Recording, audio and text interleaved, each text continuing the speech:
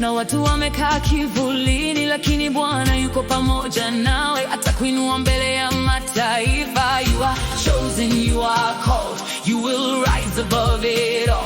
In His power you will stand, lifted by His mighty hand.